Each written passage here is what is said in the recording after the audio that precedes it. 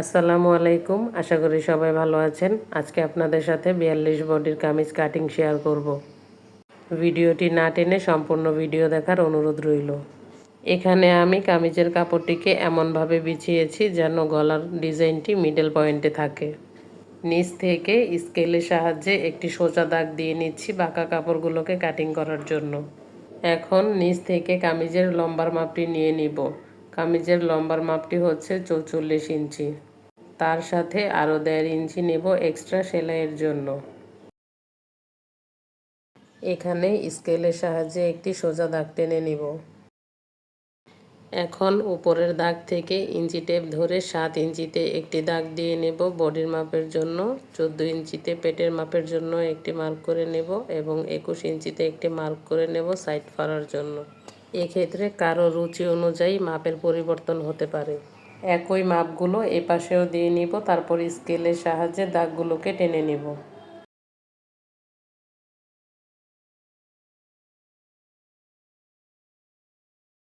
যেহেতু আমাদের এটি 42 বডির কামিজ তৈরি হবে, 42-এর 4 ভাগের 1 ভাগ হচ্ছে 10.5 ইঞ্চি।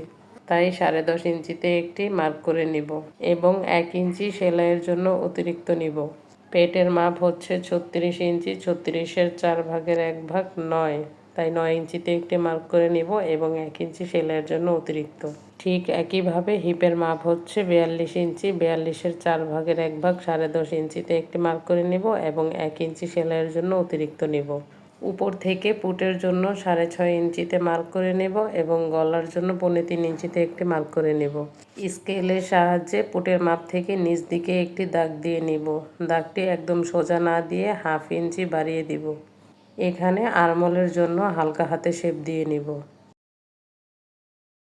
বডির মাপগুলোকে শেপ স্কেলের সাহায্যে টেনে নিব। আপনারা যারা এখনও আমার ভিডিওটি দেখছেন, আশা করি আপনাদের কাছে আমার ভিডিওটি ভালো লেগেছে। আমার ভিডিওটি আপনাদের কাছে ভালো লেগে থাকলে লাইক, কমেন্ট, শেয়ার করতে ভুলবেন না।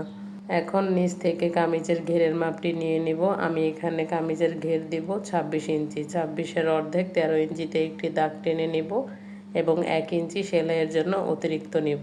শেপ স্কেলের সাহায্যে দাগটি টেনে মিলিয়ে দেব। কামিজের নিচ থেকে 1/2 ইঞ্চি উপরের দিকে উঠিয়ে একটি দাগ টেনে নেব।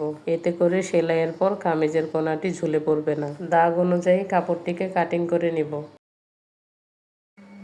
এটি হচ্ছে কামিজের হাতার কাপড়। হাতার কাপড়টিকেও 4 ভাঁজে ভাঁজ করে নিয়েছি। এখন উপর থেকে 2.5 ইঞ্চিতে একটি মার্ক করে নিব এবং মার্ক অনুযায়ী স্কেলের সাহায্যে একটি দাগ টেনে নিব। আর্মহোলের জন্য 8 ইঞ্চিতে একটি মার্ক করে নিব এবং 1 ইঞ্চি সেলাইয়ের জন্য অতিরিক্ত। নিচ থেকে হাতার মোহরের জন্য 8 ইঞ্চিতে একটি মার্ক করে নিব এবং সেলাইয়ের জন্য 1/2 ইঞ্চি অতিরিক্ত নেব। নর্মালি আমরা 1 ইঞ্চি অতিরিক্ত নেই, তবে আমি এখানে 1/2 ইঞ্চি অতিরিক্ত নিয়েছি কারণ হাতাটি নর্মাল হাতার চেয়ে লুজ হবে তাই। উপর থেকে হালকা হাতে আর্মহোলের শেপটি দিয়ে নিব। শেপ স্কেলের সাহায্যে দাগ দুটোকে মিলিয়ে দিব।